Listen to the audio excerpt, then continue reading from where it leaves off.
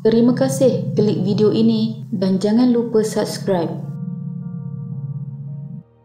Perkenalan di media sosial yang bertukar menjadi bibit cinta diharapkan dapat membawa ke alam perkahwinan kepada mangsa dalam kes ini. Gusnima berusia 38 tahun, seorang wanita warga negara Indonesia yang berasal dari Medan, bekerja di Malaysia sebagai pembantu kantin di sebuah sekolah di Shah Alam. Mangsa baru 7 bulan mengenali teman lelakinya yang merupakan suspek dalam kes ini melalui media sosial sebelum berani tinggal bersama dengan suspek di dalam sebuah pangsapuri di Seksyen U8 Bukit Jelutong, Shah Alam. Suspek Sobri Abdul Wahab berusia 40 tahun bekerja sebagai pengurus sebuah syarikat binaan dan perkhidmatan. Sepanjang perkenalan tersebut, mangsa dikatakan diminta untuk tinggal bersama suspek di rumah sewanya 3 kali seminggu. Suspek masih bujang dan menyewa rumah di pangsapuri itu 4 tahun sebelum kejadian, manakala mangsa pula didakwa sudah bersuami di negara asalnya tetapi dalam proses untuk bercerai. Jadi, apa yang telah berlaku kepada mangsa? Ini adalah kisahnya.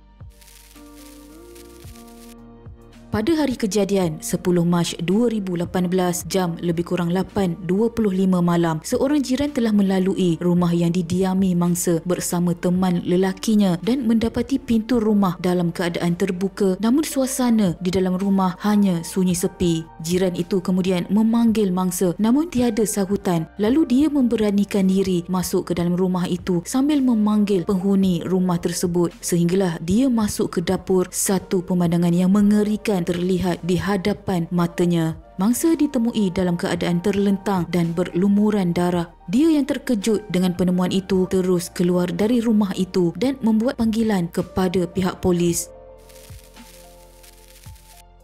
Pihak polis dari Balai Polis di Seksyen 13 Shah Alam bergegas ke tempat kejadian sejurus menerima laporan, tiba di lokasi kejadian dan mendapati mangsa telah meninggal dunia di tempat kejadian yang dipenuhi dengan darah. Ketua Polis Daerah Shah Alam, Asisten Komisioner Baharudin Mat Taib berkata, anggota yang tiba membuat siasatan awal telah mendapati berlaku pergelutan dan menemui pisau dapur yang dipercayai digunakan dalam kejadian. Siasatan pihak polis juga mendapati mangsa tinggal bersama dengan teman lelakinya, memandangkan rumah tersebut telah disewakan di atas nama teman lelakinya dan menurut jiran-jiran yang terdekat yang melihat kelibat mereka bersama keluar masuk dari rumah tersebut. Pihak polis tanpa membuang masa telah melakukan gerakan mencari suspek dan berjaya menahan seorang lelaki tempatan berusia 40 tahun yang juga teman lelaki mangsa 2 jam selepas menerima laporan. Suspek Sobri Abdul Wahab kemudian telah ditahan reman bagi membantu siasatan kes mengikut Seksyen 302 Kanun Kesesaan kerana membunuh.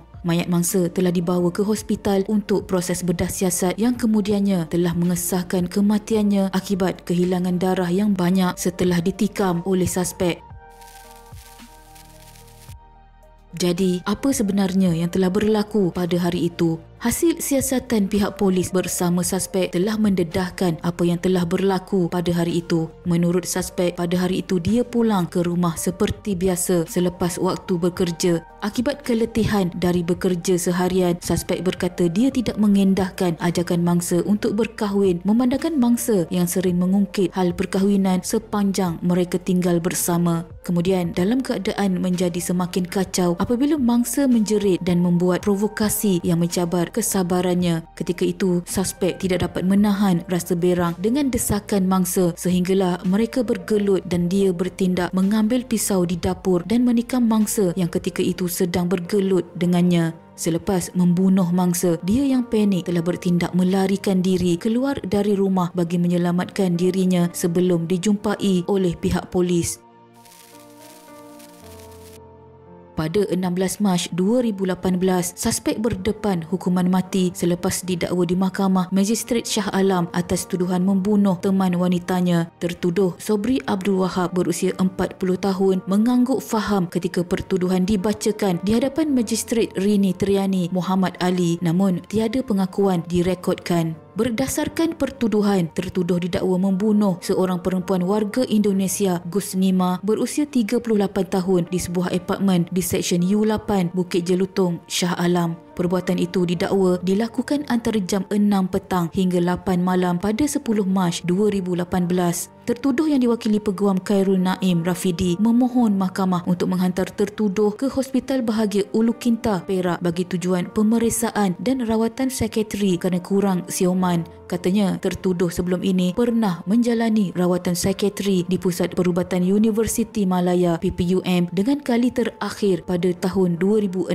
sebelum berubat secara tradisional. Mahkamah kemudian membenarkan permohonan berkenaan dengan tertuduh menjalani rawatan di hospital berkenaan selama sebulan mengikut Seksyen 342-1 Kanun Prosedur Jenayah. Bagaimanapun, pihak hospital telah mengesahkan yang tertuduh adalah waras ketika melakukan pembunuhan tersebut dan telah dibicarakan atas tuduhan membunuh mangsa. Lalu, pada 31 Disember 2021, perbuatan suspek yang membunuh kekasihnya dengan 28 tikaman berbalas apabila dihukum gantung sampai mati oleh Mahkamah Tinggi Shah Alam. Hakim Datuk Abdul Halim Aman menjatuhkan hukuman itu terhadap tertuduh Sobri Abdul Wahab selepas pihak pembelaan gagal membuktikan keraguan munasabah di akhir kes pembelaan. Abdul Halim dalam penghakimannya menegaskan terdapat 4 elemen perlu dibuktikan, iaitu berlaku kematian dengan kematian disebabkan kecederaan, kematian disebabkan tertuduh dan dilakukan dengan niat. Setelah meneliti segala hujahan kedua-dua pihak dan menganalisis saksi keseluruhannya, didapati terdapat keraguan keterangan diberikan tertuduh sendiri dengan pembelaan tertuduh lebih kepada penafian. Penyakit skizofrenia tidak mengganggu dan bukan penyebab kepada perlakuan tertuduh sewaktu kejadian. Perbuatan bunuh dilakukan tertuduh dalam keadaan penuh sedar. Pendakwaan dikendalikan Timbalan Pendakwa Raya Datin Zuraini Abdul Razak telah mengemukakan 14 saksi pendakwaan sepanjang prosiding bermula 11 Jun 2018. Sementara pembelaan diwakili Peguam Khairul Naim Rafidi dan Peguam Farida Muhammad menampilkan seorang saksi serta tertuduh yang memberikan keterangan di kandang saksi.